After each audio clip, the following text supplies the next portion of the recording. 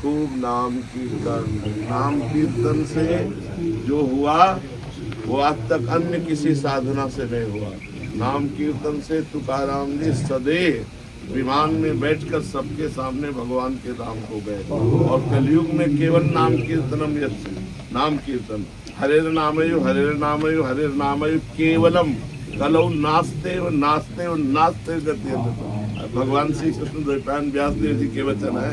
हाँ, आप ब्रह्मस्तंभ पर्यंतम सर्वम मायामयम जगत सत्यम सत्यम पुनः सत्यम हरेर नामयु केवलम हरेर नामयु केवलम। राम कृष्ण